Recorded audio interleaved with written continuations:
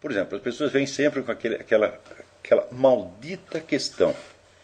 Por que coisas ruins acontecem às pessoas boas? Porque como é que Deus permite? Quem não formulou esta questão alguma vez? Essa questão é uma das maiores idiotices de todos os tempos. Porque ela parte da premissa de que não deveria ser assim. E me prove que não deveria ser assim.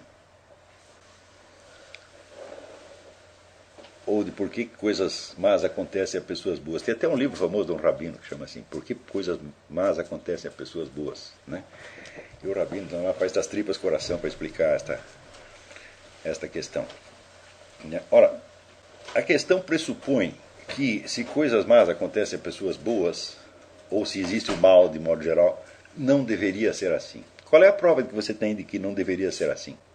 Por que o simples fato de acontecerem coisas más escandaliza a sua razão, escandaliza o seu pensamento? E, ademais, o fato de você se escandalizar com alguma coisa não transforma essa coisa num problema filosófico legítimo automaticamente.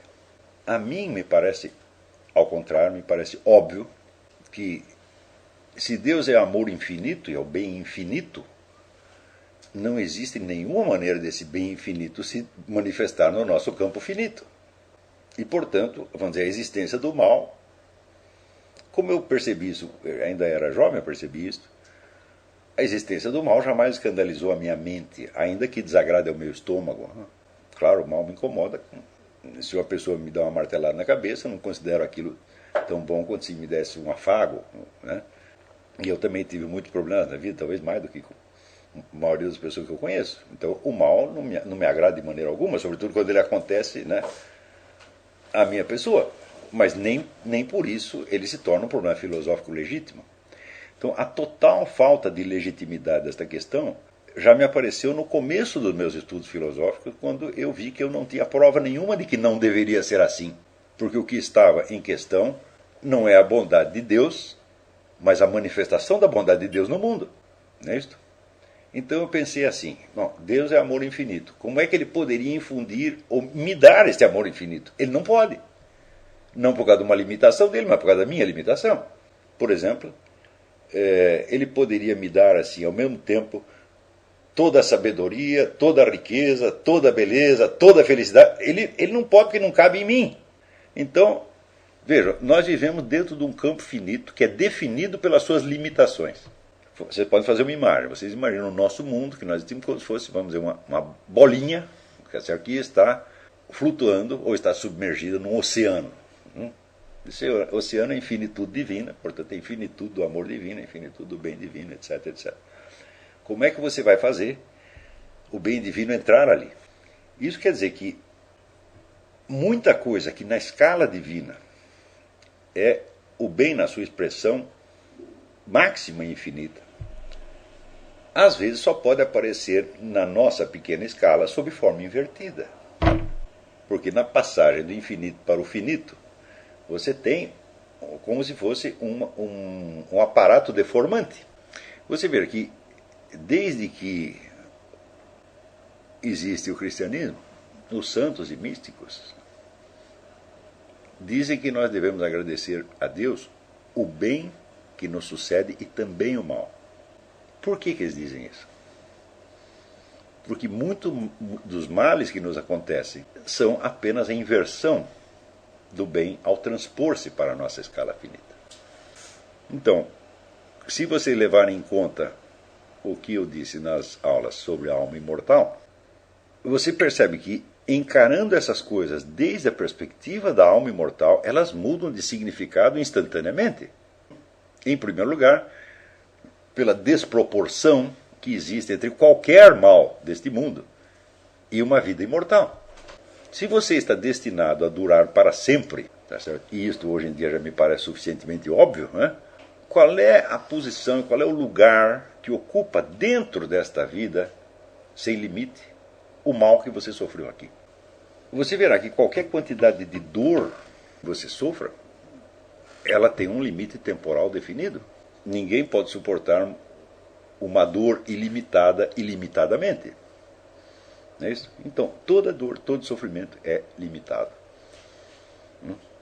Por definição. E a sua vida é ilimitada por definição. Então, esta é a sua verdadeira modalidade de existência. A escala da imortalidade. Como aparece na escala da imortalidade o mal que você sofreu temporariamente? Ele não se desfaz. O cálculo que vamos dizer, o enfoque que eu estou fazendo não é quantitativo. Não, você vai durar para sempre e os seus sofrimentos durarão só um pouquinho. Não é quantitativamente que eu estou abordando a coisa, é qualitativamente. Então, a que realidade corresponde na escala da vida imortal o mal temporário que você sofreu aqui? Ele é evidentemente um elemento do próprio processo de significação do bem ilimitado que corresponde à sua alma imortal. Então não é que só que medido na escala da imortalidade todo mal será apenas temporário, não é disso que eu estou falando.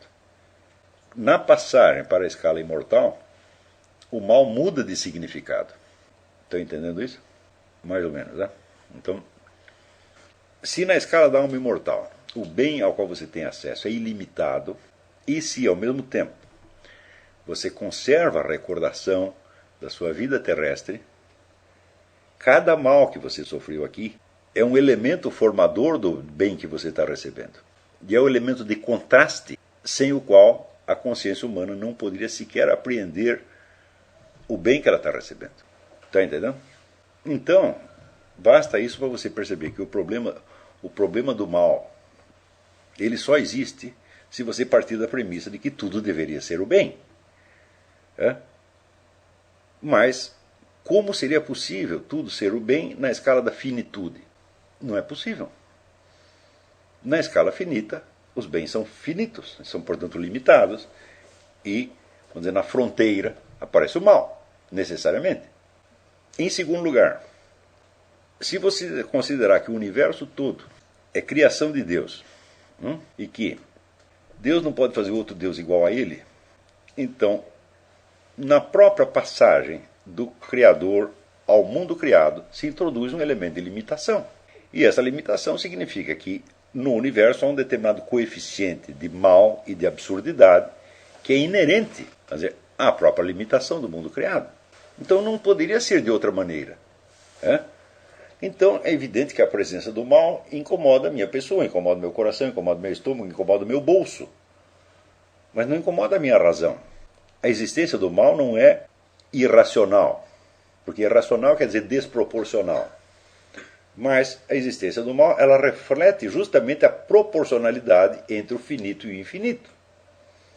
Então não há nada de errado aí. No entanto,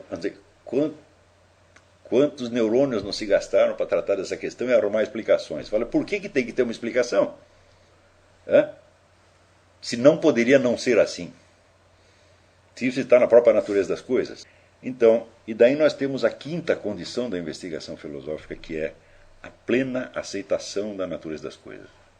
É você entender que não é a sua inteligência que vai determinar a medida do certo e do errado, a medida do verdadeiro e do falso, mas que essa medida existe em si mesma. Existia muito antes de você ter nascido, de você ter aparecido até como projeto humano, tá entendendo? E que nós temos tudo a aprender no universo onde estamos e nada a ditar, nada a decretar. Eu acho que quem não entende isso não é um filósofo. Porque a própria definição da filosofia, dizer, como amor à sabedoria, pressupõe que a sabedoria existe e que você não nasceu com ela. Que ela é algo a ser alcançado. Pressupõe também que você nunca vai alcançá-la integralmente ou perfeitamente. E, portanto, que esta vida exige uma abertura e uma permanente, como se fosse uma dissolução permanente da forma que a nossa mente adquiriu, para que ela possa absorver novas formas superiores. Cada vez mais vastas, cada vez mais integradas, até o último dia da sua existência. E mesmo que você viva 140 anos ou 400 anos, você não vai absorver a sabedoria como um todo. Isso é impossível. A sabedoria divina, o Logos divino, sabe tudo. Então é um conhecimento infinito. Como é que você pode meter um conhecimento infinito dentro de uma mente finita? Não pode, né? Então isso quer dizer que, mesmo como alma imortal,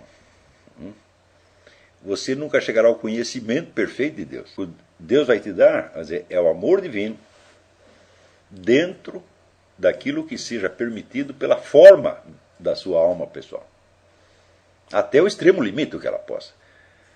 Quer dizer, Deus também te amplia, tá certo? Ele te abre e infunde novos conteúdos vivificantes. Mas isso não vai terminar. Você não vai virar Deus. Isso é muito importante. Né? Então, por isso é que a igreja ensina que o estado celeste é estado de contemplação de Deus e não de transformação em Deus. Pode-se usar, às vezes, a expressão divinização, mas é uma figura de linguagem. Não é exato. Nós podemos até dizer, como figura de linguagem, podemos até raciocinar platonicamente e dizer que se Deus nos conhecia antes de nos ter criado materialmente, tá certo? A forma da nossa alma implicava, naturalmente, algum conhecimento, ou a potencial para algum conhecimento. Mas isso não quer dizer que materialmente tivéssemos conhecimentos antes de nascer. Porque se você só existe como possibilidade, então o conhecimento que você tem é uma possibilidade de conhecimento e não a posse efetiva do conhecimento. Então, quando no processo da anamnese platônica a alma se recorda, entre aspas, de conhecimento, o que ela está fazendo? Ela está efetivando possibilidades de conhecimento que estavam nela. Ela não está pegando num depósito material de conhecimento alguma coisa que já estava lá e puxando para fora, tá certo? Platão pode descrever assim, mas ele em nenhum momento coloca isso como se fosse uma tese dogmática sobre a constituição da realidade. Em todos os diálogos platônicos você vê que esse processo anamnético, quer dizer, ele é um processo pedagógico e não a afirmação de verdades definitivas sobre a constituição da realidade. Se você as lê como afirmações nesse sentido, afirmações finais sobre a constituição da realidade, você vai chegar à mesma conclusão que chegou o Etienne Couvert no livro que é um livro que eu aprecio muito, mas que está cheio de erros de interpretação filosófica. Então ele vai dizer, isso aí é herético, né? Evidentemente. Mas, bom, o que nós podemos dizer é o seguinte, seria herético se fosse transformado em afirmação definitiva sobre a constituição da realidade. Mas você vê que em todas as questões decisivas que Platão trata, ele vai elevando o indivíduo, através do processo dialético, até um ponto em que a verdade se torna indizível e tem que ser sugerida através de um mito. Então, como que nós vamos transformar um mito, né, numa afirmação dogmática? Eu digo, você pode até fazer isso, mas certamente do mesmo mito sairão muitas interpretações dogmáticas diferentes, das quais umas serão verdadeiras, outras serão falsas.